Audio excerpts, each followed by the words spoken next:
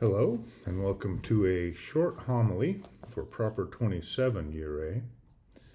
Our readings for today are Amos 5:18 through 24, Psalm 70, 1 Thessalonians 4:13 through 18, and our Gospel is Matthew 25, 1 through 13.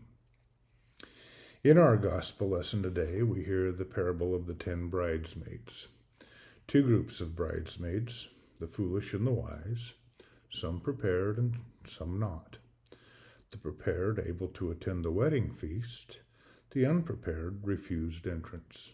A lesson in both preparation and constant watchfulness. When I met my wife Nick, and after our wedding feast, it became obvious to me that I was getting a package deal. Not only because I fell in love at first sight with our oldest son Joshua, as I've explained before, but because Nick and her mother, Ruth Ann, were very, very close, connected at the hip in a sense. I used to joke that I only spent a total of 15 minutes alone with my wife, and that was long enough to conceive our 5 children. To be honest, I was actually prepared for the presence of my mother-in-law and her prominence in Nick and I's lives. I had learned very early in my first marriage that it was a mistake to ever, and I mean ever, come between a wife and her mother. Ruth Ann, mom, as was demanded of me early on, was a wonderful and loving person. My wife is a true reflection of her mother's best traits. Mom was very wise, adamant in her views, rarely straying from her deep-seated roots and beliefs, religiously, politically, and or socially. She would, and I truly believe this, any of you that knew her would understand, absolutely kill to protect those she loved. Of course, those are stories for another sermon. She is, in all honesty, someone I look forward to seeing again. None of us were truly prepared for the day Mom died. There was no warning, no prolonged sickness, and no words of wisdom from a doctor. I had returned home from work one day, and like always, Mom was helping Nick with our children. She complained of a headache, and I assumed it was her excuse to give me a little alone time with Nick and the kids, and she left for her own home a few minutes away. Really, it seems like 10 minutes later, Pops, my father-in-law, called Nick in a panic. Mom had made it home, sat in her chair, and suffered a massive aneurysm. There really was no way for any of us to prepare. My role as a priest at that moment kicked into overdrive, as is the case in the wake of most deaths, certainly the unexpected ones. There instantly becomes a long to-do list.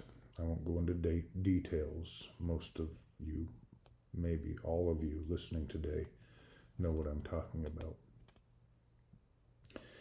It seems to be the case that many clergy don't provide pastoral care for their own families or even close friends, and for good reason. There's too close of a connection. Too much is known about each other, and our faults can get in the way. In my case, my family was drawn to me for their pastoral care. Other clergy were available, but I'm the one they saw in the role. My wife, my children, my father-in-law, brothers-in-law, cousins. I was their go-to guy. They could and still do see me as a husband, a father, a brother-in-law, and as their priest. The point I'm trying to make is that as a priest, I was prepared. It took faith and hard work, but God had prepared me. God had been preparing me all of my life to provide theological, liturgical, and pastoral care to everyone I came into contact with. God had and continues to help me to console others with a message of hope. In our world and time, there are a multitude of issues and problems that can draw our minds and hearts away from the love of God. We get frustrated and we curse at our political process, this silly global pandemic, civil unrest, hurricanes, and forest fires. We are at risk of shying away from God, questioning God, asking ourselves, where is God in all of this? Our world, our society, and all the problems associated with it in the here and now are very troublesome, to say the least. Combined with the natural struggles of our life on earth, disasters, sickness, and death, life can seem overwhelming, and we often find ourselves struggling to see hope. We all grieve when someone we are close to, someone we love, receives their heavenly reward. And the fact of the matter is, we will all die one day.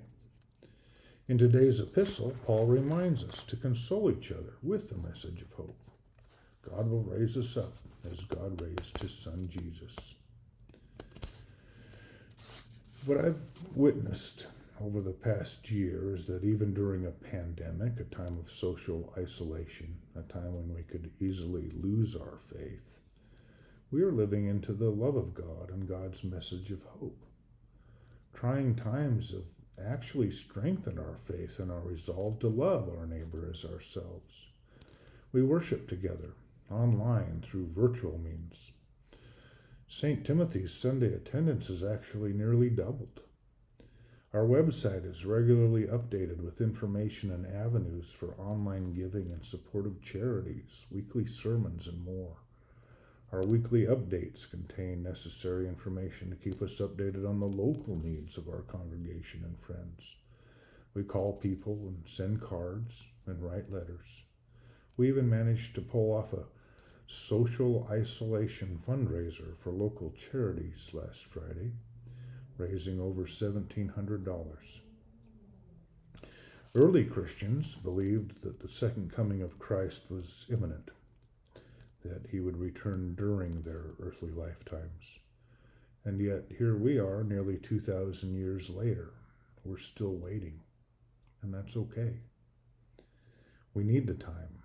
It's not hard to understand that today's lesson is to live the way God tells us to, wants us to, all the time and everywhere.